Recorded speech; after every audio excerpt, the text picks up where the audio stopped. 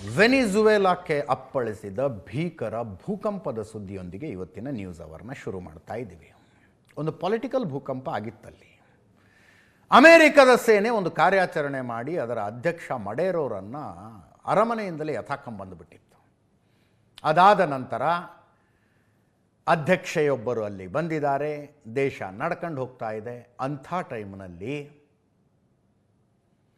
Richter ಮಾಪಕದಲ್ಲಿ 7.1 ಶತಮಾನದ ಅತ್ಯಂತ ಭೀಕರ ಭೂಕಂಪ ಅಂತಿದ್ದಾರೆ ಇದಕ್ಕೆ. 7.1 ಒಂದು ಸಲ, 7.5 ಇನ್ನೊಂದು ಸಲ. ಮೊದಲಿಗೆ ಆದ ಭೂಕಂಪ ಭೂಮಿ ಅದರ ಕೇಂದ್ರ ಭೂಮಿ ಒಳಗಿನಿಂದ 22 ಕಿಲೋಮೀಟರ್ ಒಳಗಿತ್ತಂತೆ. 22 ಕಿಲೋಮೀಟರ್ ಒಳಗೆ ಕಂಪಿಸಿದ್ದಕ್ಕಿದು. ಅದಾದ ನಂತರ 7.5 ಅದು 10 ಕಿಲೋಮೀಟರ್ ಒಳಗಿತ್ತಂತೆ ಭೂಮಿಯ ಒಳಗೆ. ನಮ್ಮ ಲೆಫ್ಟ್ ಸ್ಕ್ರೀನ್ ಮೇಲೆ, ನಮ್ಮ ಸ್ಕ್ರೀನಿನ ಎಡಭಾಗದ ಮೇಲೆ ವೆನಿಜುವೆಲಾ ದೇಶದ ಸುಂದರ ದೃಶ್ಯಗಳನ್ನು ನೀವು ನೋಡ್ತಾ ಇದ್ದೀರಿ. ಇದು ಭೂಕಂಪ ಆಗೋದಕ್ಕಿಂತ ಮುಂಚೆ ಇದು. ಭೂಕಂಪದ ಸಂದರ್ಭ ಹೆಂಗಿದೆ ನೋಡಿ, ಹೆಂಗೆ ಬೀಳ್ತಾ ಇದ್ದಾವೆ ಬಿಲ್ಡಿಂಗ್ಗಳು. 10,000 ಜನ ಸತ್ತು ಹೋಗಿದ್ದಾರೆ ಅಂತ ಅಂದಾಜಿದೆ.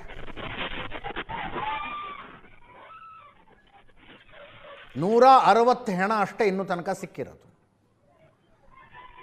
ಈ ಕುಸಿದು ಬಿದ್ದ ಬಿಲ್ಡಿಂಗ್ಗಳನ್ನು ಕ್ಲೀನ್ ಮಾಡ್ತಾ ಹೋಗ್ತಾರಲ್ಲ, ಹೆಣಗಳು ಸಿಗ್ತಾ ಹೋಗ್ತವೆ ನೋಡಿ. ಅಲ್ಲಿ ರೋಡ್ ಹೆಂಗೆ ಬಿರುಕುಬಿಟ್ಟಿದೆ.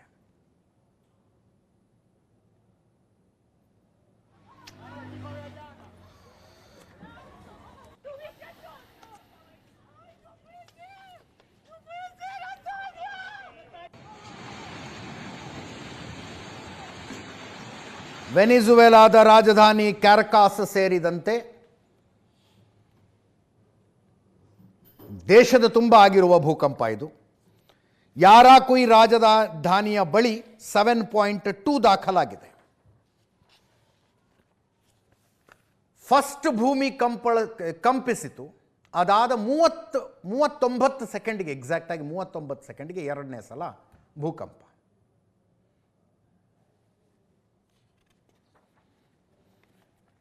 ಡೆಲ್ಸಿ ರೋಡ್ರಿಗಸ್ ಅಂತ ವೆನಿಜುವೆಲಾದ ಅಧ್ಯಕ್ಷೆ ಅವರು ಇತ್ತೀಚೆಗೆ ಭಾರತದ ಪ್ರವಾಸ ಮಾಡಿದ್ರು.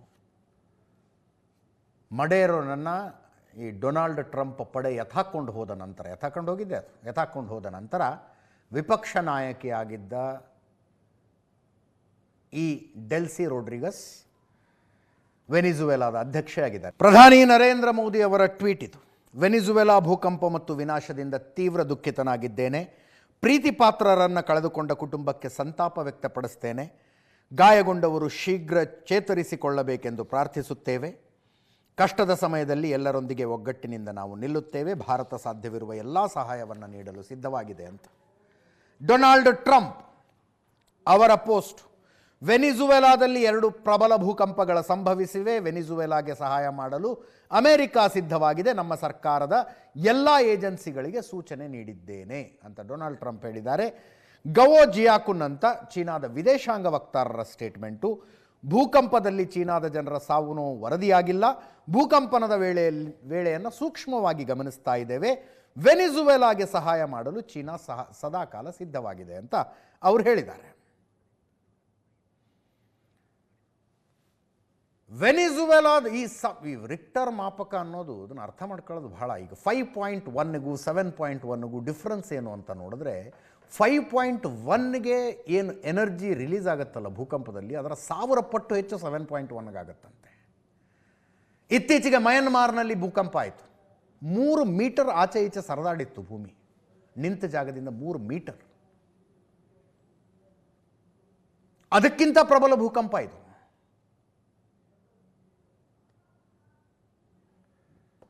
ಅಮೆರಿಕ ಇರಾನ್ ಮಧ್ಯದ ಶಾಂತಿ ಒಪ್ಪಂದ ಪಾಕಿಸ್ತಾನ ಮತ್ತು ಕತಾರ್ಗಳ ಮಧ್ಯಸ್ಥಿಕೆಯಲ್ಲಿ ಆಯಿತು. ಅಂದರೆ ಪೂರ್ತಿಯಾಗಿ ಆಗಿಲ್ಲ, ಇನ್ನು 2 ತಿಂಗಳು ಆದಮೇಲೆ ಅಂತಿಮ ಒಪ್ಪಂದ ಸೈನ್ ಆಗೋದು. ಈಗ ಪ್ರಿಲಿಮಿನರಿ ಡಾಕ್ಯುಮೆಂಟಿಗೆ ಸೈನ್ ಹಾಕಿದ್ದಾರೆ. ಫ್ರಾನ್ಸ್ನಲ್ಲಿ ಅಮೆರಿಕ ಅಧ್ಯಕ್ಷ ಡೊನಾಲ್ಡ್ ಟ್ರಂಪ್ ಸೈನ್ ಹಾಕಿದ್ರು. ಮಸೂದ್ ಪೆಜೆಶ್ಕಿಯನ್ ಅವ್ರ ದೇಶದಲ್ಲೇ ಕೂತ್ಕೊಂಡು, ತೆಹರಾನ್ನಲ್ಲೇ ಕೂತ್ಕೊಂಡು ಅವ್ರು ಸೈನ್ ಹಾಕಿದ್ರು. ಅಲ್ಲಿಗೆ ಮುಗೀತು ಅಂದ್ಕೊಂಡ್ವಿ. ಅದಾದ ಮೇಲೆ ಸ್ವಿಟ್ಜರ್ಲ್ಯಾಂಡ್ನಲ್ಲಿ ಅಂತಿಮ ಒಪ್ಪಂದ ಆಯಿತು. ಮಧ್ಯಸ್ಥಿಕೆ ವಹಿಸಿದ್ದು ಪಾಕಿಸ್ತಾನ, ಮತ್ತು ಕತಾರ್. ಪಾಕಿಸ್ತಾನದ ಕಡೆಯಿಂದ ಟೀಮ್ ಲೀಡ್ ಮಾಡ್ತಾ ಇದ್ದದ್ದು ಫೀಲ್ಡ್ ಮಾರ್ಷಲ್ ಆಸಿಮ್ ಮುನೀರ್. ಆಸಿಮ್ ಮುನೀರನ್ನು ಸ್ವಿಟ್ಜರ್ಲ್ಯಾಂಡ್ನಲ್ಲಿ ಮುಗಿಸಿ ಬಿಡೋದಕ್ಕೆ ಇಸ್ರೇಲಿನ ಎಕ್ಸ್ಟರ್ನಲ್ ಇಂಟೆಲಿಜೆನ್ಸ್ ಏಜೆನ್ಸಿ ಮೊಸಾದ್ನವರು ಸ್ಕೆಚ್ ಹಾಕಿದ್ರಂತೆ. ಪೆಪೆ ಎಸ್ಕೋಬಾರ್ ಅನ್ನುವಂಥ ಒಬ್ಬ ಪತ್ರಕರ್ತ ಇದನ್ನೊಂದು ಇಂಟರ್ವ್ಯೂನಲ್ಲಿ ಹೇಳ್ತಾರೆ. ಮೊಸಾದ್ ಈ ಪ್ಲಾನ್ ಮಾಡಿತ್ತು, ಪಾಕಿಸ್ತಾನಿ ಮಿಲಿಟರಿ ಇಂಟೆಲಿಜೆನ್ಸಿಗೆ ಇದು ಗೊತ್ತಾಯಿತು, ಇಸ್ರೇಲಿಗೆ ಪಾಕಿಸ್ತಾನಿ ಮಿಲಿಟರಿ ಇಂಟೆಲಿಜೆನ್ಸ್ನವರು ಎಚ್ಚರಿಕೆ ಕೊಟ್ಟರು, ನಮ್ಮ ನಿಯೋಗವನ್ನೇನಾದರೂ ಟಚ್ ಮಾಡಿದ್ರೆ ಜಗತ್ತಿನ ಭೂಪಟದಲ್ಲಿ ಇಸ್ರೇಲ್ ಇರೋದಿಲ್ಲ ಅಂತ. ಅದಾದ ಮೇಲೆ ಇಸ್ರೇಲ್ ಈ ಪ್ಲ್ಯಾನನ್ನು ಡ್ರಾಪ್ ಮಾಡ್ತು ಅಂತ ಪೆಪೆ ಎಸ್ಕೋಬಾರ್ ಅನ್ನುವ ಪತ್ರಕರ್ತ ಹೇಳೋದಿದ್ದನ್ನು. ಈ ಸ್ಟೋರಿ ನನಗೆ ಯಾಕೋ ಪೂರ್ತಿಯಾಗಿ ನಂಬೋದಕ್ಕಾಗ್ತಿಲ್ಲ.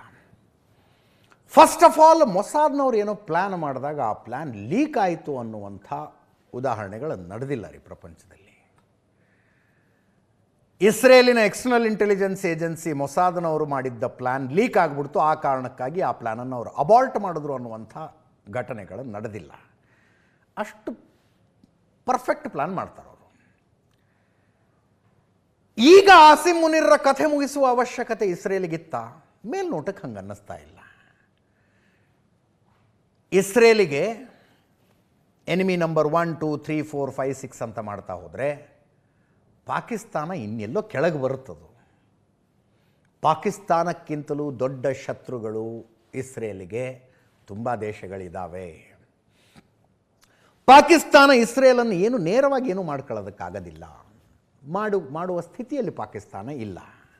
ಒಂದು ಇಸ್ಲಾಮಿಕ್ ದೇಶ, ಇಸ್ಲಾಮಿನ ಕಾರಣಕ್ಕಾಗಿ ಯಹೂದಿಗಳನ್ನು ಮತ್ತು ಯಹೂದಿ ದೇಶವನ್ನು ದ್ವೇಷಿಸಬೇಕು ಅನ್ನುವ ಕಾರಣಕ್ಕಾಗಿ ಪಾಕಿಸ್ತಾನ ದ್ವೇಷ ಮಾಡುತ್ತೆ, ಇಸ್ರೇಲನ್ನು ಪಾಕಿಸ್ತಾನ ದ್ವೇಷ ಮಾಡುತ್ತೆ. ಹಾಗಂತ ಟಾಪ್ ಪ್ರಯಾರಿಟಿ ಇಟ್ಕೊಂಡು ಫೀಲ್ಡ್ ಮಾರ್ಷಲ್ ಆಸಿಮ್ ಮುನೀರನ್ನು ಮುಗಿಸೋದಕ್ಕೆ ಮೊಸಾದ್ ಬಂತ? We don't know. ಬಟ್ ಹಂಗೆ ಮೊಸಾದ್ ಎಲ್ಲೂ ಮಾಡೇ ಇಲ್ವಾ ಅಂದರೆ ಮಾಡಿದೆ, ತುಂಬ ಕಡೆ ಮಾಡಿದೆ. ಹಿಂಗೆ ಶಾಂತಿ ಮಾತುಕತೆಗೆ ಒಪ್ಪಂದಕ್ಕೆ ಹೋದ ಡೆಲಿಗೇಷನ್ನಿನ ನೇತೃತ್ವ ವಹಿಸಿದವರನ್ನ ಟಾರ್ಗೆಟ್ ಮಾಡಿ ಸಾಯಿಸಿಲ್ವಾ? ಮೊಸಾದ್ ಅಂತ ಹೇಳ್ತಿಲ್ಲ, ಕೊಲೆಗಳಾಗಿಲ್ಲವಾ? ಆಗಿದ್ದಾವೆ. ನಮ್ಮದೇ ಲಾಲ್ ಬಹದ್ದೂರ್ ಶಾಸ್ತ್ರಿ ಅವರು ಹಂಗಾಗಲಿಲ್ವಾ? ಇವತ್ತಿಗೂ ಅವರ ಸಾವು ಹೆಂಗಾಯಿತು ಅನ್ನೋದರ ಮೇಲೆ ಕ್ವಶನ್ ಮಾರ್ಕ್ಗಳು ಕಂಡಿಲ್ವಾ? ತಾಷ್ಕೆಂಟಿಗೆ ಹೋಗಿದ್ರಪ್ಪ ಒಂದು ಶಾಂತಿ ಮಾತುಕತೆಗೆ ಅಂತ, ಅಲ್ಲಿಂದ ಹೆಣ ತಗೊಂಬಂದ್ವಿ ನಾವು. ಹಂಗಾಗ್ತವೆ, ಇಲ್ಲ ಅಂತ ಹೇಳೋದಿಲ್ಲ. ಬಟ್ ಆಸಿಮ್ ಮುನೀರನ್ನು ಮೊಸಾದ್ ಟಾರ್ಗೆಟ್ ಮಾಡಿತ್ತು ಅನ್ನುವ ಈ ಮಾತಿನಲ್ಲಿ ವೈಯಕ್ತಿಕವಾಗಿ ನನಗೆ ಯಾಕೋ ಪೂರ್ತಿಯಾಗಿ ನಂಬಿಕೆ ಬರ್ತಾ ಇಲ್ಲ. ಮೊಸಾದ್ನವರು ಪ್ಲ್ಯಾನ್ ಮಾಡಿದ್ರೆ ಈಗ ಸ್ವಿಟ್ಜರ್ಲ್ಯಾಂಡ್ನಲ್ಲಿ ಕೊಲೆ ಮಾಡ್ತಾರೆ, ಎಲ್ಲಿ ಕೊಲೆ ಮಾಡಬೇಕು ಅನ್ನುವಂಥದ್ದು ಕೂಡ ಬಹಳ ಎಚ್ಚರಿಕೆಯ ಆಯ್ಕೆ. ಅದು ಫ್ರೆಂಡ್ಲಿ ನೇಷನ್ನಲ್ಲಿ ಅದನ್ನು ಮಾಡೋದಕ್ಕೆ ಹೋಗೋದಿಲ್ಲ. ಅದು ನಾಳೆ ವಿದೇಶಾಂಗ ವ್ಯವಹಾರಗಳ ಮೇಲೆ ಶಾಶ್ವತವಾದ ಕಪ್ಪು ಚುಕ್ಕೆಯಾಗಿ ಉಳ್ಕೊಂಡ್ಬಿಡುತ್ತೆ. ಹೀಗೂ ಒಂದು ಸಲ ಮೊಸಾದ್ ಮಾಡೋಕ್ಕೆ ಹೋಗಿತ್ತು, ಜೋರ್ಡನ್ನಲ್ಲಿ ಮಾಡೋಕ್ಕೆ ಹೋಗಿತ್ತು. ಖಾಲಿದ್ ಮೆಶಾಲ್ ಅಂತ ಹಮಾಸ್ ಭಯೋತ್ಪಾದಕ ಸಂಘಟನೆಯ ಪೊಲಿಟಿಕಲ್ ವಿಂಗ್ನ ನೇತೃತ್ವ ವಹಿಸಿದ್ದ ಖಾಲಿದ್ ಮೆಶಾಲ್ ಜೋರ್ಡನ್ನಿನ ರಾಜಧಾನಿ ಅಮ್ಮಾನ್ನಲ್ಲಿ ನಾರ್ಮಲ್ ಲೈಫ್ ಲೀಡ್ ಮಾಡ್ತಾ ಇದ್ದ ಆತ ಖಾಲಿದ್ ಮೆಶಾಲ್. ಈ ಕೇರಳದಲ್ಲಿ ಒಂದು ಸಮಾವೇಶ ನಡೀತು, ವಿಡಿಯೋ ಕಾನ್ಫರೆನ್ಸ್ನಲ್ಲಿ ಒಬ್ಬ ಹಮಾಸ್ನ ನಾಯಕ ಭಾಷಣ ಮಾಡ್ತಾನೆ, ಇದೇ ಖಾಲಿದ್ ಮೆಶಾಲ್. ಆತನನ್ನು ಮುಗಿಸೋದಕ್ಕೆ ಮೊಸಾದ್ ಒಂದು ಸ್ಪೆಷಲ್ ಪಾಯ್ಸನ್ ಒಂದನ್ನು ರೆಡಿ ಮಾಡಿತ್ತು. ವಿಶೇಷವಾಗಿ ವಿಜ್ಞಾನಿಗಳು ಆ ಪಾಯ್ಸನ್ನ ರೆಡಿ ಮಾಡಿದ್ರು. ಪಾಯ್ಸನ್ ಹೆಂಗೆ ಅಂದರೆ ಅದನ್ನು ನೀವು ಊಟದಲ್ಲಿ ಹಾಕಿ ಕೊಡಬೇಕಾಗಿಲ್ಲ, ಇಂಜೆಕ್ಷನ್ ಮೂಲಕ ಕೊಡಬೇಕಾಗಿಲ್ಲ, ಹೊಟ್ಟೆಯೊಳಗೆ ಕಳಿಸ್ಬೇಕಾಗಿಲ್ಲ, ರಕ್ತನಾಳದಲ್ಲಿ ಕಳಿಸ್ಬೇಕಾಗಿಲ್ಲ, ಸ್ವಲ್ಪ ದೂರದಿಂದ ಸ್ಪ್ರೇ ಮಾಡಿದ್ರೂ ಸಾಕು. ಸ್ಪ್ರೇ ಮಾಡಿದ ತಕ್ಷಣ ಸತ್ತೋಗ್ಬಿಡ್ತಾನ ಮನುಷ್ಯ ಅಂದ್ರೆ ಇಲ್ಲ. ಕೆಲವು ಗಂಟೆಗಳ ಕಾಲ ಆರಾಮಾಗಿದ್ದು ಆ ನಂತರ ಯಾಕೋ ಸುಸ್ತು ಅನ್ನಿಸಿ 12 ತಾಸು ಆದಮೇಲೆ ಹಾಸ್ಪಿಟ್ಲಿಗೆ ಹೋಗಬೇಕು ಅನ್ನುವಷ್ಟು ಅನಾರೋಗ್ಯ ಆಗಿ ಹಾಸ್ಪಿಟ್ಲಿಗೆ ಅಡ್ಮಿಟ್ ಆದಮೇಲೆ ದೇಹದ ಒಂದೊಂದೇ ಅಂಗಗಳು ವಿಫಲ ಆಗ್ತಾ ಒಂದು ವಾರ ಆದಮೇಲೆ ಸಾಯ್ತಾರೆ. ಅಂಥ ವಿಷಯವೊಂದನ್ನು ಮಾಡಿದರು ಮೊಸಾದ್. ಅದನ್ನು ಅಷ್ಟೊತ್ತಿಗಾಗಲೇ ನೋಡಿ, ಜೋರ್ಡಾನ್ಗೂ ಇಸ್ರೇಲ್ಗೂ ಒಂದು ಶಾಂತಿ ಒಪ್ಪಂದ ಆಗಿತ್ತು. ಆಗಲೂ ಒಂದು ರಿಸ್ಕ್ ತಗೊಂಡು ಮೊಸಾದ್ ತನ್ನ ಏಜೆಂಟ್ರನ್ನು ಫ್ರಾನ್ಸಿನ ಫೇಕ್ ಪಾಸ್ಪೋರ್ಟ್ಗಳ ಮೂಲಕ ಜೋರ್ಡಾನ್ನಲ್ಲಿ ಕಳಿಸಿ ಅಲ್ಲಿ ಖಾಲಿದ್ ಮೆಶಾಲಿಗೆ ಸ್ಪ್ರೇ ಮಾಡಿಸಿದ್ರು.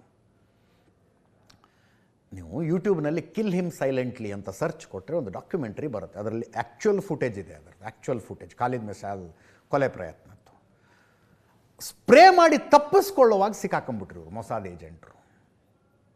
ಸಿಕ್ಕಾಕ್ಕೊಂಡು ಅದು ಎರಡು ದೇಶಗಳ ಮಧ್ಯದ ಶಾಂತಿ ಒಪ್ಪಂದ ಇರುವಂಥ ದೇಶಗಳ ಮಧ್ಯದಲ್ಲಿ ಅದನ್ನಾದಾಗ ವಿಷಯ ಬಹಳ ಸೀರಿಯಸ್ ಆಗಿ ಆ ನಂತರ ಆ ವಿಷಯಕ್ಕೆ ತನ್ನ ಹತ್ತಿರ ಇದ್ದಂಥ ಆ್ಯಂಟಿಡೋಟನ್ನು ಇಸ್ರೇಲ್ ಜೋರ್ಡಾನಿಗೆ ಕಳಿಸಿಕೊಟ್ಟು ಅದನ್ನು ಖಾಲಿದ್ ಮೆಶಾಲಿಗೆ ಇಂಜೆಕ್ಷನ್ ಮಾಡಿದ ಮೇಲೆ ಆತ ಮತ್ತೆ ಎದ್ದು ಕೂತ್ಕೊಂಡ. ಆ್ಯಂಟಿಡೋಟನ್ನು ತಯಾರು ಮಾಡಿತ್ತು. ಎಡವಟ್ಟಾದರೆ ಬದುಕಿಸೋದಕ್ಕೂ ಒಂದು ಇಂಜೆಕ್ಷನ್ ಇತ್ತು ಇಸ್ರೇಲ್ ಹತ್ರ, ಮತ್ತು ವಾಪಸ್ ತಂದರು. ಈ ರೀತಿಯ ಪ್ರಯತ್ನಗಳನ್ನು ಇಸ್ರೇಲ್ ಮಾಡಿದೆ. ಆದರೆ ಸ್ವಿಟ್ಜರ್ಲ್ಯಾಂಡ್ನಲ್ಲಿ ಏನು ಆಸಿಮ್ ಮುನೀರನ್ನು ಮುಗಿಸೋ plan somehow I don't believe in it. ಕಾರಣಗಳು ಇಲ್ಲ ಅಂತಲ್ಲ, ಬಟ್ ಆಸಿಮ್ ಮುನೀರ್ಗಿಂತಲೂ ಪಾಕಿಸ್ತಾನಕ್ಕಿಂತಲೂ ದೊಡ್ಡ ಶತ್ರುಗಳು ಡೀಲ್ ಮಾಡೋದಕ್ಕೆ ಇಸ್ರೇಲಿಗೆ ಈಗ ಇಮಿಡಿಯೇಟಾಗಿ ಇದ್ದಾರೆ. ಮುಂದಿನ ಸುದ್ದಿಗೆ ಹೋಗೋಣ. ಶಾಂತಿ ಒಪ್ಪಂದದ ಪ್ರಿಲಿಮಿನರಿ ಪಾರ್ಟ್ ಜಾರಿಗೆ ಬಂದಿದೆ.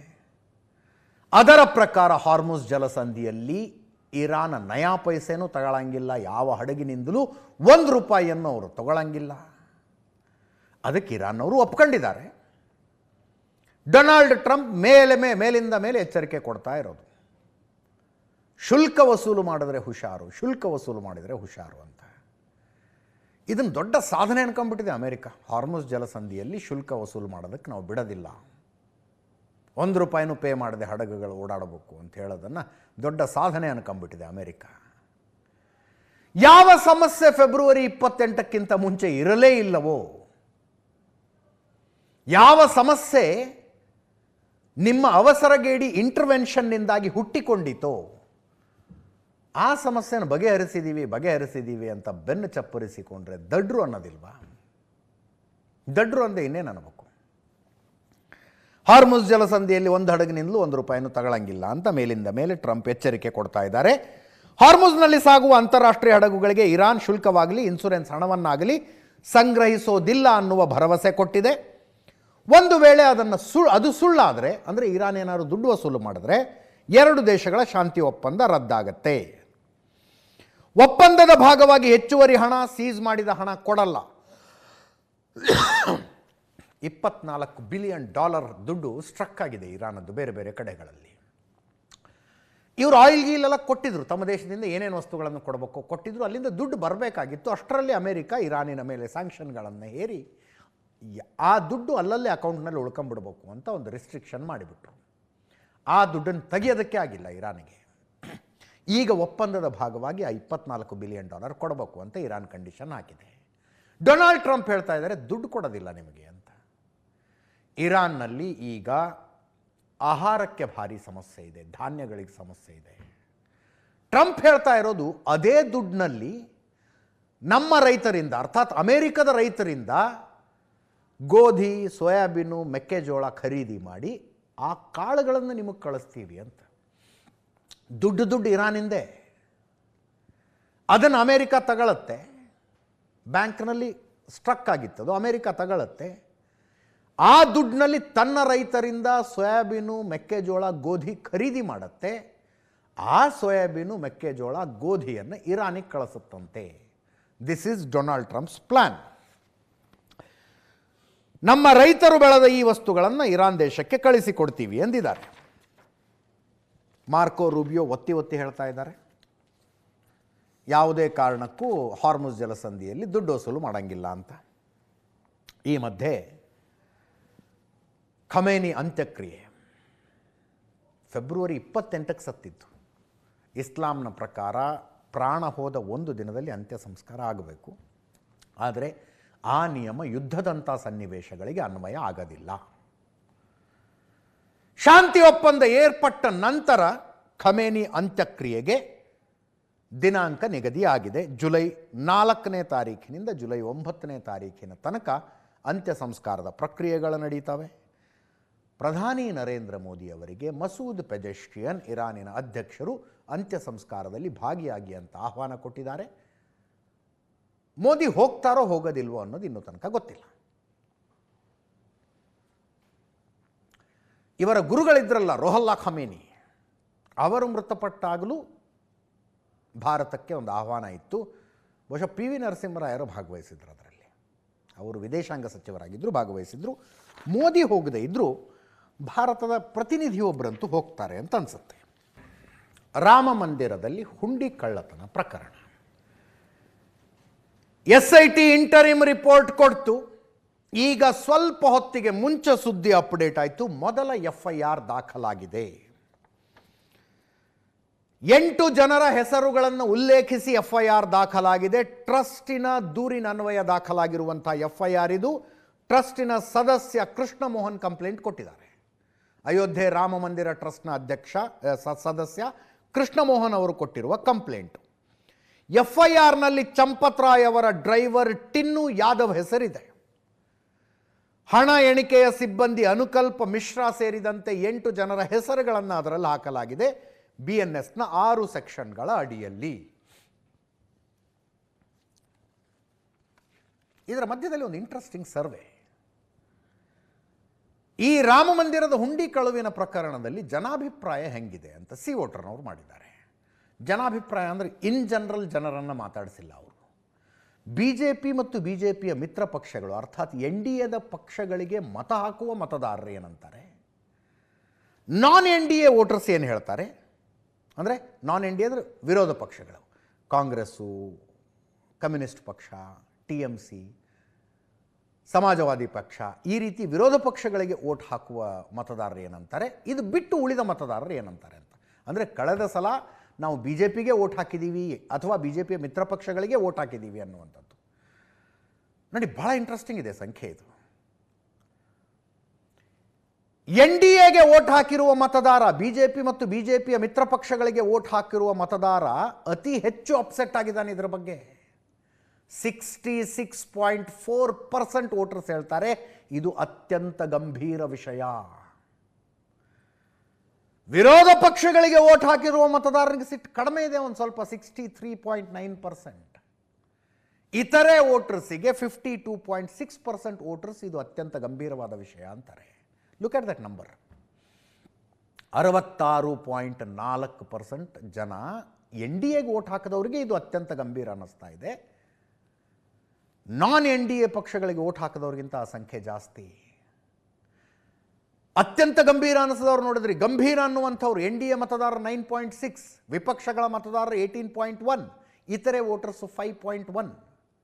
ಗಂಭೀರಕ್ಕಿಂತ ಒಂದು ಹಂತ ಕೆಳಗೆ, ಇದು ಅತ್ಯಂತ ಗಂಭೀರಕ್ಕಿಂತ ಒಂದು ಹಂತ ಕೆಳಗೆ ಗಂಭೀರ ಅನ್ನುವಂಥವ್ರು. ಸ್ವಲ್ಪ ಸೀರಿಯಸ್ಸೇ ಈ ಪ್ರಕರಣ ಅಂತ ಹೇಳೋರು NDA ಮತದಾರರ 10.8%, ವಿರೋಧ ಪಕ್ಷದ ಮತದಾರರು 7.2%, ಇತರೆ ವೋಟರ್ಸ್ 15.1%. ಸಿ ವೋಟರ್ನ ಸರ್ವೆ ಇದು. ಇದೇನು ಸೀರಿಯಸ್ ಮ್ಯಾಟರ್ ಅಲ್ಲ, ಇದೊಂದು ವಿಷಯನೇ ಅಲ್ಲ ಅನ್ನೋದು.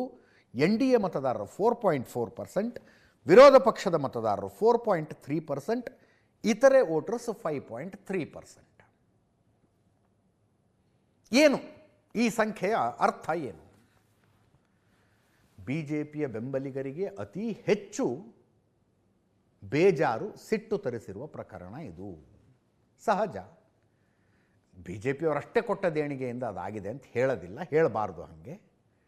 ಬಟ್ ಹೆಚ್ಚು ದೇಣಿಗೆ ಕೊಟ್ಟರು ಅವರೇ ಅಲ್ವಾ, ರಾಮ ಮಂದಿರ ಆಗ್ತಾ ಇದೆ ಅಂತ ಹೆಚ್ಚು ದೇಣಿಗೆ ಕೊಟ್ಟವರು ಅವರೇ. ಅವರ ದೇಣಿಗೆಯಲ್ಲೇ ನಿರ್ಮಾಣವಾಗಿರುವ ಭವ್ಯ ದೇವಸ್ಥಾನ ಅದು.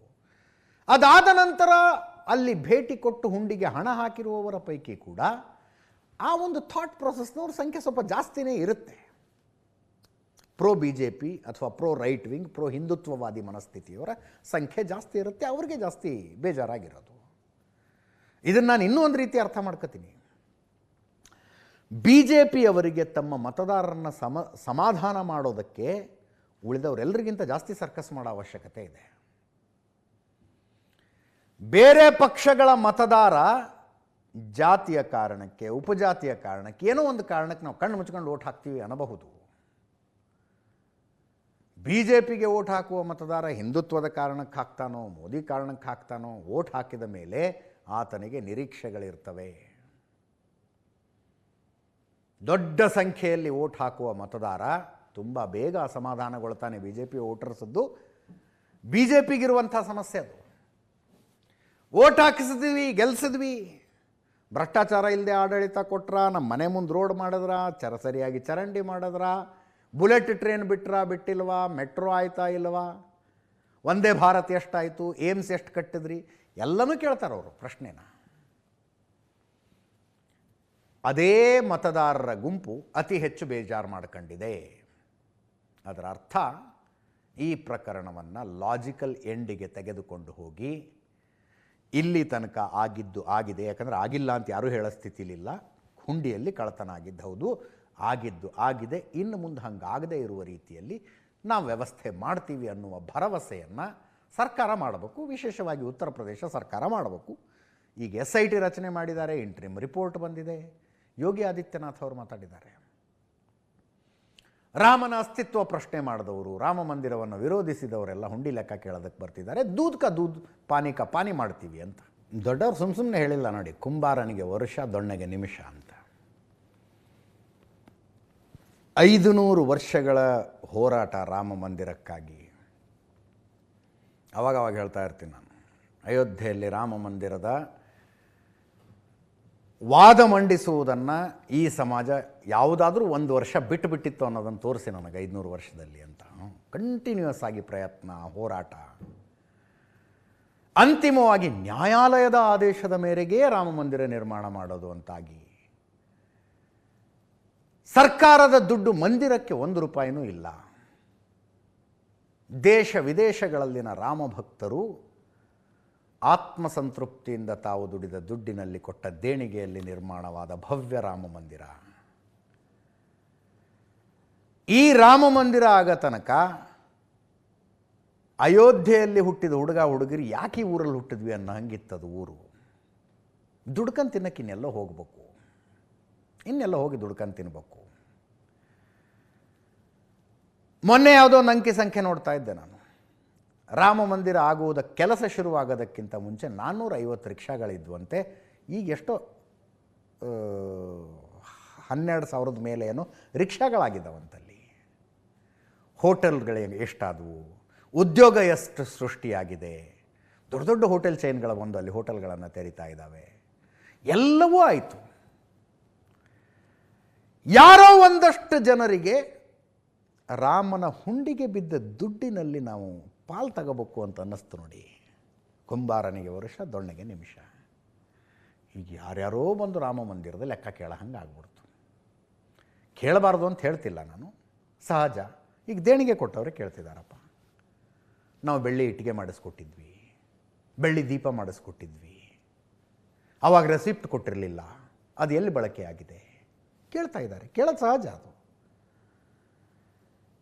ಅವರೆಲ್ಲರ ಪ್ರಶ್ನೆಗಳಿಗೆ ತಾಳ್ಮೆಯಿಂದ ಉತ್ತರ ಕೊಡಬೇಕಾದ ಜವಾಬ್ದಾರಿ SIT ಮೇಲಿದೆ, ಸರ್ಕಾರದ ಮೇಲಿದೆ. ಇಲ್ಲಿ ಕೆಲವರು ಮಾತಾಡಿದ್ದಾರೆ ನೋಡಿ. ದೇಣಿಗೆ ಕೊಟ್ಟವರು ರಾಜು ಮನವಾನಿ ಅಂತ, ಅನುರಾಗ್ ರಸ್ತೋಗಿ ಅಂತ. This is so unfortunate. ಶ್ರದ್ಧೆ ಭಕ್ತಿ ಇರುವಲ್ಲಿ ಪ್ರಾಮಾಣಿಕತೆ ಅನ್ನೋದು ಎಷ್ಟು ಮುಖ್ಯ ಆಗುತ್ತೆ ಗೊತ್ತಿಲ್ಲ. ಅಂದರೆ ಟ್ರಸ್ಟ್ ಇನ್ನಷ್ಟು ಜವಾಬ್ದಾರಿಯಿಂದ ಈ ಹುಂಡಿ ಎಣಿಕೆಯ ಕೆಲಸವನ್ನು ನಂಬಿಕಸ್ಥ ವ್ಯಕ್ತಿಗಳಿಗೆ ವಹಿಸಬೇಕಾಗಿತ್ತು. ಯಾಕಷ್ಟು ಬೇಜವಾಬ್ದಾರಿತನ ಮಾಡಿದ್ರು ಗೊತ್ತಿಲ್ಲ. ಅಲ್ಲಿ ಯೋಗಿ ಆದಿತ್ಯನಾಥ್ ಇದ್ದಾರೆ. ಯೋಗಿ ಆದಿತ್ಯನಾಥ್ ಇದ್ದಾರೆ. ಸತ್ಯ ಹೊರಗೆ ಬಂದೇ ಬರುತ್ತೆ. ಲೂಟಿ ಆಗಿರೋ ದುಡ್ಡನ್ನು ವಾಪಸ್ ತರ್ತಾರವರು. ಮುಂದಿನ ಸುದ್ದಿಗೆ ಹೋಗೋಣ. ಆ ನಂಬಿಕೆಯೊಂದಿಗೆ ಮುಂದಿನ ಸುದ್ದಿಗೆ ಹೋಗೋಣ.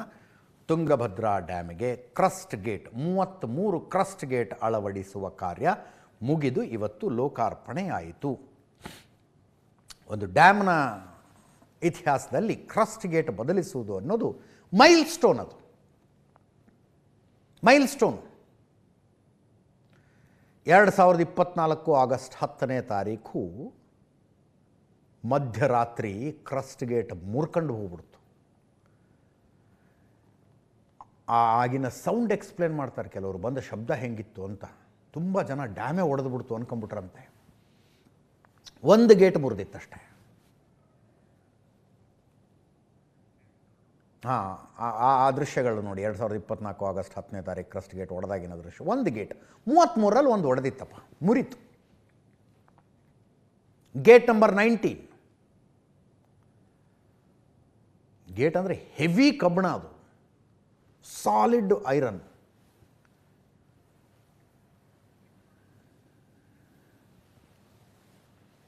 ಯಾಕೆ ಅಂಥ ಕಬ್ಬಣ ಹಾಕಬೇಕು ಅಂದರೆ ನೋಡಿ, 106 TMC ನೀರಿನ ಒತ್ತಡವನ್ನು ಸಹಿಸ್ಕೋಬೇಕು. ಅದು ನೀರು ಹಿಡಿದು ನಿಲ್ಲಿಸ್ಬೇಕು. 69 ವರ್ಷ ಹಿಡಿದು ನಿಲ್ಲಿಸಿತ್ತು ಆ ಗೇಟು. ಮುರ್ಕೊಂಡು ಹೋಗ್ಬಿಡ್ತು ಒಂದೇ ಸಲಕ್ಕೆ. ನೀರು ಹರಿದು ಹೋಗ್ತಾ ಇದ್ರೆ ಅಸಹಾಯಕರಾಗಿ ನಿಂತ್ಕೊಂಡು ನೋಡ್ಬೇಕು. ಹೆಂಗೆ ನಿಲ್ಲಿಸ್ತೀರಿ ಆ ನೀರನ್ನು?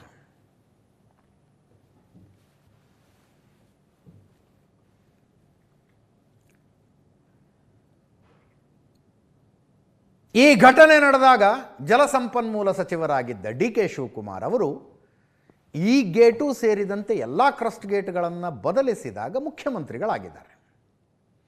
ಇದನ್ನು ಏನು ಮಾಡಬೇಕು ಅಂತ ಗೊತ್ತಿರಲಿಲ್ಲ, ಹೆಂಗೆ ಮಾಡಬೇಕು ಅಂತ ಗೊತ್ತಿಲ್ಲ. ಎಕ್ಸ್ಪರ್ಟೈಸ್ ಇಮಿಡಿಯೇಟಾಗಿ ಸಿಗೋದಿಲ್ಲ. ಯಾರಿದನ್ನು ನಿಲ್ಲಿಸುವಂಥ ತಜ್ಞರು ಯಾರಿದ್ದಾರೆ ಅಂದರೆ ಕನ್ಹಯ್ಯ ನಾಯ್ಡು ಅನ್ನುವಂಥ ಹಿರಿಯರೊಬ್ಬರ ಹೆಸರು ಬಂತು. ಆಂಧ್ರ ಪ್ರದೇಶದಲ್ಲಿದ್ದಾರೆ, ಅವರೊಂದು ಸೊಲ್ಯೂಷನ್ ಕೊಡ್ಬೋದು ಇದಕ್ಕೆ ಅಂತ. ಕನ್ಹಯ್ಯ ನಾಯ್ಡು ಅವರು ಬಂದು ನೋಡಿ, ನೀರಿನ ಫೋರ್ಸ್ ಕಡಿಮೆ ಆಗೋ ತನಕ ಏನೂ ಮಾಡೋದಕ್ಕಾಗೋದಿಲ್ಲ. ಈಗ ಇಮ್ಮಿಡಿಯೇಟಾಗಿ ಹರಿತಾ ಇರೋ ನೀರು ನಿಲ್ಸಕ್ಕೆ ಹೋದರೆ ಡ್ಯಾಮಿಗೆ ಡ್ಯಾಮೇಜ್ ಆಗಿಬಿಡುತ್ತೆ ಅಂದಿದ್ರು ಅವರು. ಅಂತೂ ಇಂತೂ ಆಗ ಮುರಿದ ಬಿದ್ದಿದ್ದ 19ನೇ ನಂಬರ್ ಗೇಟು ಸೇರಿದಂತೆ ಎಲ್ಲ 33 ಗೇಟ್ಗಳಿಗೆ ಹೊಸ ಕ್ರಸ್ಟ್ ಗೇಟ್ಗಳನ್ನು ಅಳವಡಿಸಿದರು. ಇವತ್ತು ಲೋಕಾರ್ಪಣೆ ಕಾರ್ಯಕ್ರಮ. ತುಂಗಭದ್ರಾ ಡ್ಯಾಮ್ನ ಫಲಾನುಭವಿಗಳಾಗಿರುವ 3 ರಾಜ್ಯದ ಮುಖ್ಯಮಂತ್ರಿಗಳಿದ್ದರಲ್ಲಿ. ನಮ್ಮ ಮುಖ್ಯಮಂತ್ರಿ DK ಶಿವಕುಮಾರ್ ಅವರು, ಆಂಧ್ರ ಪ್ರದೇಶದ ಮುಖ್ಯಮಂತ್ರಿ ಚಂದ್ರಬಾಬು ನಾಯ್ಡು, ತೆಲಂಗಾಣದ ಮುಖ್ಯಮಂತ್ರಿ ರೇವಂತ್ ರೆಡ್ಡಿ, ಕೇಂದ್ರ ಜಲಶಕ್ತಿ ಸಚಿವ CR ಪಾಟೀಲ್ ಇದ್ದರು. ಕೇಂದ್ರ ಜಲಶಕ್ತಿ ಸಚಿವ.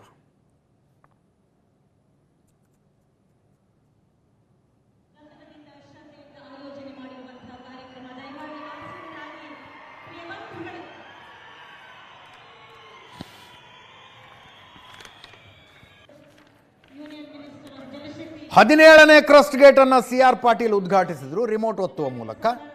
18ನೇ ಕ್ರಸ್ಟ್ ಗೇಟನ್ನು DK ಶಿವಕುಮಾರ್ ಅವರು ಉದ್ಘಾಟಿಸಿದರು. 19ನೇ ಕ್ರಸ್ಟ್ ಗೇಟನ್ನು ಚಂದ್ರಬಾಬು ನಾಯ್ಡು ಅವರು ಉದ್ಘಾಟಿಸಿದರು.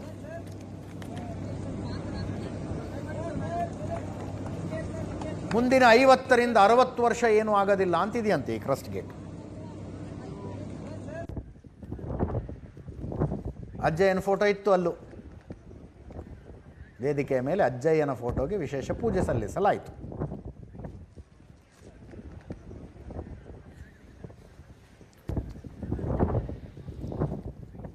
ಒಂದೊಂದು ಕ್ರಸ್ಟ್ ಗೇಟ್ 60 ಟನ್ ತೂಕ ಇದ್ದಾವೆ.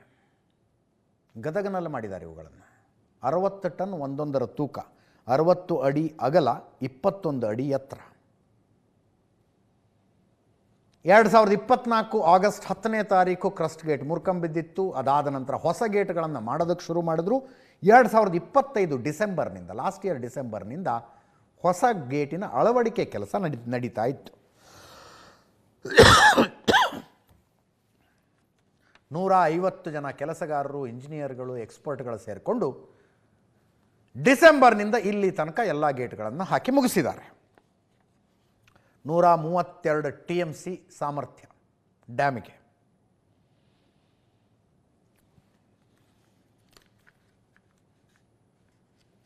ಕ್ರಸ್ಟ್ ಗೇಟ್ ಮುರಿದಾಗ 27 TMC ನೀರು ಹರ್ಕೊಂಡೋಗಿತ್ತಂತೆ.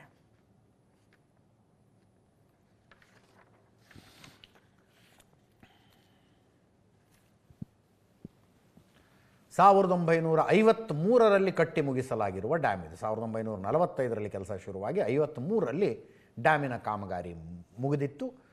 ನೋಡಿ, ಆವಾಗಿನಿಂದ ಇಲ್ಲಿ ತನಕ ಆ ಕ್ರಸ್ಟ್ ಗೇಟ್ಗಳು ನೀರನ್ನು ಹಿಡ್ಕೊಂಡು ಬಂದು 132 TMC ನೀರನ್ನು ಹಿಡ್ಕೊಂಡು ಬಂದು.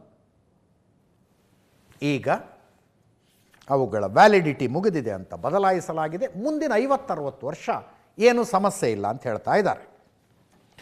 3 ಮುಖ್ಯಮಂತ್ರಿಗಳು ಮಾತಾಡಿದ್ರು, ಕೇಳಿಸ್ಕೊಳ್ಳಿ.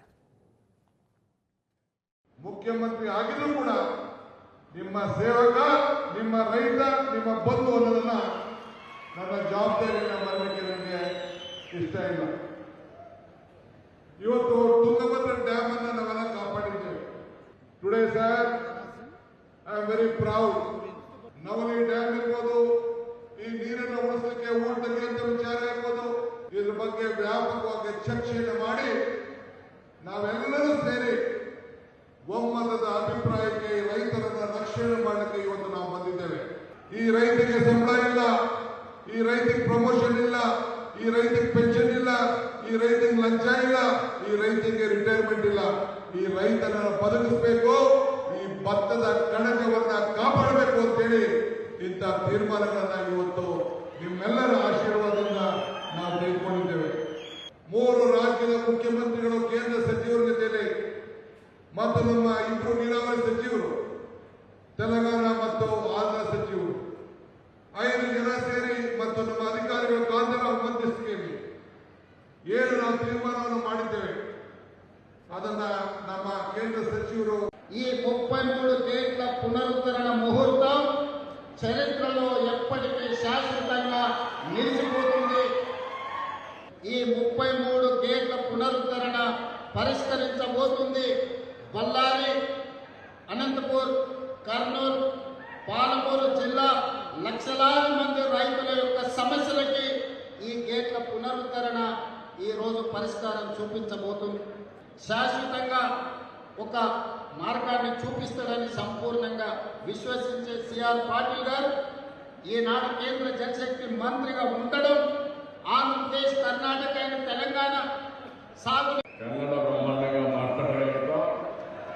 తెలుగు, కన్నడ రెండు కూడా సిమిలర్ గా ఉంటాయి. తుంగభద్ర తల్లికి ముందుగా శిరస్సు వంచి నా నమస్కారాలు తెలియజేస్తున్నా.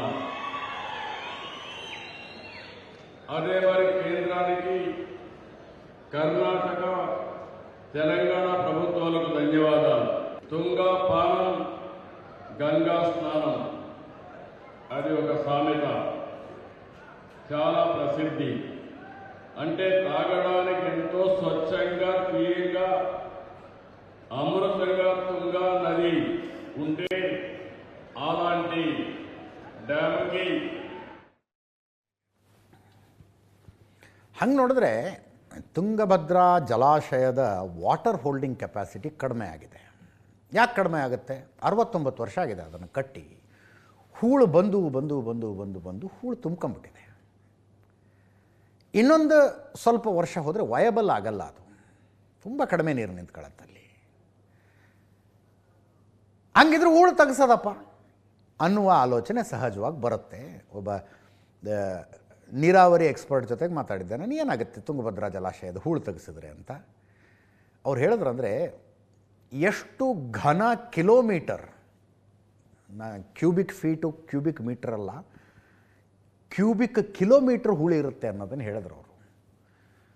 ಆ ಹೂಳನ್ನು ತೆಗೆಯುವ ಪ್ರಕ್ರಿಯೆಗಿಂತಲೂ ಹೊಸ ಡ್ಯಾಮ್ ಕಟ್ಟೋದು ಕಡಿಮೆ ಖರ್ಚಂತೆ. ಹೊಸ ಡ್ಯಾಮ್ ಕಟ್ಟೋದಕ್ಕಿಂತ ಜಾಸ್ತಿ ಖರ್ಚು ಹೂಳು ತೆಗೆಯೋದಕ್ಕಾಗ್ಬಿಡುತ್ತೆ. ಮತ್ತು ತೆಗೆದ ಹೂಳನ್ನು ಏನು ಮಾಡೋದು? ಎಲ್ಲ ಹಾಕೋದಷ್ಟು ಹೂಳನ್ನು. ನಾನಂದೆ ರೈತರ ಜಮೀನುಗಳಿಗೆ ಅಂತ. ಎಷ್ಟು ರೈತರಿಗೆ ಜಮೀನು ಹಾಕ್ತೀರಿ ನೀವು ಅಂತಾರೆ ಅವರು. ಸಹಜ ಕೂಡ. ಅದಕ್ಕೆ ಒಂದು ಹೊಸ ಡ್ಯಾಮೇ ಕಟ್ಟಿಬಿಡೋದು ಅನ್ನೋದೊಂದು ಪ್ರಪೋಸಲ್ ಇದೆ. ಅದಕ್ಕೆ ಆಂಧ್ರ, ತೆಲಂಗಾಣಗಳೇನೋ ವಿರೋಧ ಮಾಡ್ತಿದ್ದಾವಂತೆ. ಕೇಂದ್ರ ಜಲಶಕ್ತಿ ಸಚಿವ ಸಿಆರ್ ಪಾಟೀಲ್ರು ಹೇಳಿದ್ರು ಇವತ್ತು, ಕೂತ್ಕೊಂಡು ಮಾತಾಡಿ ಬಗೆಹರಿಸೋಣ ಅಂತ. ಹುರುಪ್ನಲ್ಲಿದ್ದಾರೆ ಮನುಷ್ಯ, ಕೂತ್ಕೊಂಡು ಮಾತಾಡಿ ಬಗೆಹರಿಸೋಣ ಅಂತೆಲ್ಲ ಹೇಳಿದ್ದಾರೆ. ನೋಡಿ, 3 ರಾಜ್ಯಗಳು ಫಲಾನುಭವಿ ಇದಕ್ಕೆ. 175 total available, 175 TMC total available ವಾಟರ್ನಲ್ಲಿ. ಕರ್ನಾಟಕ 114 TMC ಬಳಸ್ಕೊಳ್ಳುತ್ತೆ. ಆಂಧ್ರ ಪ್ರದೇಶಕ್ಕೆ ಅಲಾಟ್ ಆಗಿರೋದು 55 TMC. ತೆಲಂಗಾಣಕ್ಕೆ 5.37 TMC ನೀರು ಅಲಾಟ್ ಆಗಿರೋದು. 17,33,000 ಎಕರೆ ಪ್ರದೇಶಕ್ಕೆ ನೀರಾವರಿ ಆಗುತ್ತೆ ಈ ಡ್ಯಾಮ್ನಿಂದ. 17,33,000 ಎಕರೆ. ಅದರಲ್ಲಿ ಕರ್ನಾಟಕದ 9,26,000 ಎಕರೆ, ಆಂಧ್ರ ಪ್ರದೇಶದ 7,20,000 ಎಕರೆ, ತೆಲಂಗಾಣದ 87,000 ಎಕರೆ. ಅಷ್ಟಕ್ಕೆ ನೀರಾವರಿ ಒದಗಿಸುವಂಥ ಡ್ಯಾಮ್ ಇದು. ಅದರ ಕ್ರಸ್ಟ್ ಗೇಟನ್ನು ಯಶಸ್ವಿಯಾಗಿ ಅಳವಡಿಸಲಾಗಿದೆ. ಇದನ್ನು ಸಾಧ್ಯವಾಗಿಸಿದ ಎಲ್ಲರಿಗೂ ಅಭಿನಂದನೆಗಳು. ಮುಂದಿನ ಸುದ್ದಿಗೆ ಹೋಗೋಣ ಕ್ವಿಕ್ಕಾಗಿ. ನೆನ್ನೆ ನಡೆದಂಥ ಇಡಿ ರೇಡು, ಸತೀಶ್ ಜಾರಕಿಹೊಳಿ ಅವರ ತಂಗಿಯ ಗಂಡನ ಮೇಲೆ ನಡೆದಂಥ ಇಡಿ ರೇಡಿದು. ಅವರು ಅಬಕಾರಿ ಇಲಾಖೆಯಲ್ಲಿ ಅತ್ಯಂತ ಹಿರಿಯ ಹುದ್ದೆಯಲ್ಲಿದ್ದರು. ಇವತ್ತು ನಮ್ಮ ಬೆಳಗಾವಿ ರಿಪೋರ್ಟರ್ಗೆ ತುಂಬ ಜನ ಫೋನ್ ಮಾಡಿ ಜಗಳಾಡಿದ್ರಂತೆ. ಸತೀಶ್ ಜಾರಕಿಹೊಳಿ ಅವ್ರಿಗೆ ಒಬ್ಬರಿಗೆ ತಂಗಿ ಏನ್ರಿ ಅವರು? ರಮೇಶ್ ಜಾರಕಿಹೊಳಿ ಅವ್ರಿಗಲ್ವಾ? ಬಾಲಚಂದ್ರ ಜಾರಕಿಹೊಳಿಗಲ್ವಾ? ಎಲ್ಲರ ಹೆಸರು ಹೇಳಿ ತಂಗಿ ಅನ್ನಿ ಅಂತ. ಓಕೆ, ಎಲ್ಲರ ತಂಗಿ, ಏಕೈಕ ತಂಗಿ, ಅವರ ಗಂಡ ಮಂಜುನಾಥ್, ಅಬಕಾರಿ ಇಲಾಖೆಯ ಆಯುಕ್ತರು. ಇಡಿ ರೇಡ್ ಆಗಿದೆ. 14 ಸ್ಥಳಗಳ ಮೇಲೆ ನಡೆದಂಥ ರೇಡು. ಮನೆಯಲ್ಲಿ ಸಿಕ್ಕ ಬಂಗಾರ, ದುಡ್ಡು, ಫಾರಿನ್ ಕರೆನ್ಸಿ ಎಲ್ಲ ಸೇರಿಸಿದ್ರೆ ಒಂದು 13,30,00,000 ಟೋಟಲ್ ವರ್ತ್ ಆಗುತ್ತಂತೆ. ದುಡ್ಡು, ಚಿನ್ನದ ವ್ಯಾಲ್ಯೂ ಮತ್ತು ಫಾರಿನ್ ಕರೆನ್ಸಿ ಎಲ್ಲ ಸೇರಿಸಿದ್ರೆ. ಅದರ ಜೊತೆಗೆ 100 ಬಾರ್ ಲೈಸೆನ್ಸ್ಗಳು ಸಿಕ್ಕಿದವಂತೆ. ಬೇನಾಮಿ ಬಾರ್ ನಡೆಸ್ತಾ ಇದ್ದಂಥ ಬಾರ್ ಆ್ಯಂಡ್ ರೆಸ್ಟೋರೆಂಟ್ಗಳನ್ನು ನಡೆಸ್ತಾ ಇದ್ದದ್ದಕ್ಕೆ ಮಾಹಿತಿಗಳು ಸಿಕ್ಕಿದ್ದಾವೆ ಅಂತ ಇಡಿ ಅವರು ಪ್ರೆಸ್ ನೋಟ್ ರಿಲೀಸ್ ಮಾಡಿದ್ದಾರೆ. 13.3 ಕೋಟಿ ಅಂದರೆ 13,30,00,000 ನಗದು ಚಿನ್ನಾಭರಣ ವಶಕ್ಕೆ ಪಡೆಯಲಾಗಿದೆ. ಅದರಲ್ಲಿ 5.5 ಕೋಟಿ ಹಾರ್ಡ್ ಕ್ಯಾಶ್ 5.5 ಕೋಟಿ, 7,80,00,000 ಬಂಗಾರ, 3,30,000 ಫಾರಿನ್ ಕರೆನ್ಸಿ, ಇಷ್ಟು ಸೇರಿದ್ರೆ 13,30,00,000 ಇದುವರೆಗಿನ ಅಂದಾಜು ಅಂತ ಹೇಳ್ತಾ ಇದ್ದಾರೆ. ಸಿಕ್ಕಿರುವ ಆಸ್ತಿ, ಅದರ ವ್ಯಾಲ್ಯೂಯೇಷನ್ ಏನು ಅದೆಲ್ಲ ಗೊತ್ತಾಗಬೇಕಾಗಿದೆ. ಬೆಂಗಳೂರು, ಮೈಸೂರು, ಬೆಳಗಾವಿ ಇಷ್ಟು ಕಡೆಗಳಲ್ಲಿ ಇಡಿ ಅವರು ಮಾಡಿರುವ ರೇಡ್ ಆ್ಯಂಡ್ ಸರ್ಚ್ ಇದು. ನಿನ್ನೆ ಮಂಜುನಾಥ್ ಅವರ ಮನೆಗಳು ಸೇರಿದಂತೆ ಜಗದೀಶ್ ನಾಯಕ್, ವೈಡಿ ಮಂಜುನಾಥ್ ಮನೆಗಳ ಮೇಲೂ ದಾಳಿಯಾಗಿದೆ. ಲಂಚದ ಲೆಕ್ಕ ಬರೆದಿಟ್ಟಿರುವ ಡೈರಿ ಒಂದು ಸಿಕ್ಕಿದೆ ಅಂತ ಮಾಹಿತಿ ಇದೆ. ಅಕ್ರಮವಾಗಿ ಸಂಪಾದಿಸಿದ ಹಣವನ್ನು ಬೇರೆ ಕಡೆ ಅಕ್ರಮವಾಗಿಯೇ ವರ್ಗಾವಣೆ ಮಾಡಿದ್ದಾರೆ ಅಂತ ಇಡಿ ಹೇಳ್ತಾ ಇದೆ. ಇದರ ಬಗ್ಗೆ ತನಿಖೆ ನಡೆಸ್ತಾ ಇದ್ದಾರಂತೆ. ಕುಟುಂಬಸ್ಥರ ಹೆಸರಿನಲ್ಲಿ ಅಧಿಕಾರಿಗಳು ಬಾರ್ ಲೈಸೆನ್ಸ್ ತಗೊಂಡು ನಡೆಸ್ತಾ ಇದ್ರಂತೆ. ದೊಡ್ಡ ಪ್ರಮಾಣದ ಲಂಚದ ಹಣ ಟ್ರಾನ್ಸ್ಫರ್ ಆಗಿದೆ ಅಂತಾರೆ. ಮನಿ ಲಾಂಡ್ರಿಂಗ್ ಆಗಿದೆ ಅಂತ ಅರ್ಥ ಅದು. ಇದರ ಮಧ್ಯೆ ಮದ್ಯ ಮಾರಾಟಗಾರರ ಸಂಘದ ಅಧ್ಯಕ್ಷ ಚಂದ್ರಶೇಖರ್ ಹೇಳಿದ್ದಾರೆ, ಲೋಕಾಯುಕ್ತ ಕಂಪ್ಲೇಂಟ್ ಕೊಟ್ಟಿದ್ರು. ಒಂದು ಸಲ ಮಂಜುನಾಥ್ ಮೇಲೆ ರೇಡ್ ಆಗಿ, ಅರೆಸ್ಟ್ ಆಗಿ, ಟ್ರಾಪ್ ಆಗಿ, ಅರೆಸ್ಟ್ ಆಗಿ ಎಲ್ಲ ಆಗಿತ್ತು. ಆವಾಗಲೂ ಲಂಚ ಕೇಳಿದ್ದೇ ಕೇಸು. 20 ಲಕ್ಷ ಕೇಳಿದ್ರಂತೆ 2012ರಲ್ಲಿ. ಇದೇ ಮಂಜುನಾಥ್ ಮೈಸೂರಿನಲ್ಲಿ ಅಬಕಾರಿ DC ಆಗಿದ್ದಾಗ ಬಾರ್ ಲೈಸೆನ್ಸ್ ರಿನಿವಲ್ ಮಾಡಿಕೊಡೋದಕ್ಕೆ 20 ಲಕ್ಷ ದುಡ್ಡು ಕೇಳಿದ್ರಂತೆ. ಇವರು 15 ಲಕ್ಷ ಕೊಡ್ತೀನಿ ಅಂತ ಒಪ್ಕೊಂಡು ಲೋಕಾಯುಕ್ತಕ್ಕೆ ಹೋಗಿ ಕಂಪ್ಲೇಂಟ್ ಕೊಟ್ಟಿದ್ರಂತೆ. ಆವಾಗ ಅರೆಸ್ಟ್ ಆಗಿ ಜೈಲಿಂದ ಹೊರಗೆ ಬಂದಾಗ ಜೋರ ಸಂಭ್ರಮಾಚರಣೆ ಆಗಿತ್ತಂತೆ. ಒಂದು 500-600 ಕೋಟಿ ಆಸ್ತಿ ಮಾಡಿರಬಹುದು ಇವರು ಅಂತ ಚಂದ್ರಶೇಖರ್ ಮಾತಾಡಿದ್ದಾರೆ, ಮದ್ಯ ಮಾರಾಟಗಾರರ ಸಂಘದ ಅಧ್ಯಕ್ಷರು. DC ಆಗಿದ್ದರು. ಆಗ ನಾನು ಇಲ್ಲಿ ಜನತಾ ಬಜಾರ್ ಅಧ್ಯಕ್ಷನಾಗಿ ಸೇವೆ ಸಲ್ಲಿಸ್ತಾ ಇದ್ದೆ. ನಮ್ಮ ಜನತಾ ಬಜಾರ್ದೊಂದು 10-12 ವರ್ಷದಿಂದ ಲೈಸೆನ್ಸ್ ರಿನ್ಯೂವಲ್ ಆಗಿರಲಿಲ್ಲ. ಅದು ರಿನ್ಯೂವಲ್ ಮಾಡೋಕ್ಕೋಸ್ಕರ ಅವ್ರ ಹತ್ರ ಹೋಗಿದ್ದೆ ನಾನು. ಆಗ ಹೋಗಿದ್ದಾಗ ಅವರು ನನಗೆ 20 ಲಕ್ಷಕ್ಕೆ ಅವರು ಆಫರ್ ಇಟ್ಟರು, 20 ಲಕ್ಷ ಕೊಡಿ ಮಾಡಿಕೊಡ್ತೀವಿ ಅಂತ. ಸೊ ನಾನು ಅವ್ರಿಗೆ ಹೇಳಿದೆ, ಇಲ್ಲ ರೀ ಇದೊಂದು ಸಂಸ್ಥೆಗೆ ಸೇರಿದ್ದು, ಕೊಡೋಕ್ಕೆ ಬರೋಲ್ಲ ನಮಗೆ ಅಂತ ಹೇಳಿದೆ. ಅವರು ಆದರೆ ಕೇಳಲಿಲ್ಲ, ಉದಾಸೀನವಾಗಿ ನನ್ನ ಹೊರಗೆ ಕಳಿಸಿದ್ರು. ಅದಾದಮೇಲೆ ನನ್ನ ಸನ್ನದ್ಧಾರರೆಲ್ಲ ನನಗೆ ಭೇಟಿ ಮಾಡಿ, ಇಲ್ಲ ಅಣ್ಣ ಇವರೆಲ್ರಿಗೂ ಇದೇ ಥರ ಮಾಡ್ತಾರೆ, ತುಂಬ ಹಣಕಾಸು ಡಿಮ್ಯಾಂಡ್ ಮಾಡ್ತಾರೆ, ನಮಗೆಲ್ಲ ಭಯ ಇದೆ, ನಮಗೇನಾದ್ರು ತೊಂದರೆ ಕೊಡ್ತಾರೆ ಅಂತ ಅವ್ರು ಹೇಳ್ದಂಗೆ ಕೇಳ್ಕೊಂಡು ಹೋಗ್ತಾ ಇದ್ದೀವಿ, ನೀವಾದರೂ ಸ್ವಲ್ಪ ಇದು ಮಾಡಿ ಏನೋ ಅಂತ ಹೇಳಿದಾಗ ನಾನು ಮತ್ತೆ ಮಂಜುನಾಥ್ ಅವ್ರ ಹತ್ರ ಹೋದಾಗ ಇಲ್ಲ ಸರ್ 20 ಲಕ್ಷ ಆಗಲ್ಲ, ದಯವಿಟ್ಟು ಅಷ್ಟು ಬೇಡ, ಕಡಿಮೆ ಮಾಡ್ಕೊಳ್ಳಿ ಒಂದು ಸ್ವಲ್ಪ ಅಂತ ಹೇಳಿದೆ. ಆಗ ಒಂದು 15 ಲಕ್ಷ ರೂಪಾಯಿಗೆ ಮಾತುಕತೆ ಆಡಿದ್ರು. ಅದು ಆಡಿದ್ನ ನಾನು ಆಡಿಯೋ ವಿಡಿಯೋ ರೆಕಾರ್ಡ್ ಮಾಡಿಕೊಂಡು ನಾನು ಲೋಕಾಯುಕ್ತಕ್ಕೆ ತೊಗೊಂಡು ಕೊಟ್ಟೆ. ಆ ಲೋಕಾಯುಕ್ತರಿಗೆ ಕೊಟ್ಟ ಮೇಲೆ ಅವರು ರಾಮನಗರ ಲೋಕಾಯುಕ್ತ SP-ನ ಮೈಸೂರಿಗೆ ಕಳಿಸಿ ಅವ್ರಿಗೆ ರೇಡ್ ಮಾಡಿದಾಗ ಅವರ ಆಫೀಸು ಮತ್ತು ಡೆಪ್ಟಿ ಆಫೀಸು ಮತ್ತು ಇನ್ಸ್ಪೆಕ್ಟರ್ಗಳ ಆಫೀಸೆಲ್ಲ ರೇಡ್ ಮಾಡಿದಾಗ. ಇದರೊಂದಿಗೆ ಇವತ್ತಿನ ನ್ಯೂಸ್ ಅವರ್ ಮುಗಿಸ್ತಾ ಇದ್ದೀವಿ. ನೇರ ದಿಟ್ಟ ನಿರಂತರ ಸುದ್ದಿಗಾಗಿ ನೋಡ್ತಾ ಇರಿ ಏಷ್ಯಾನೆಟ್ ಸುವರ್ಣ ನ್ಯೂಸ್.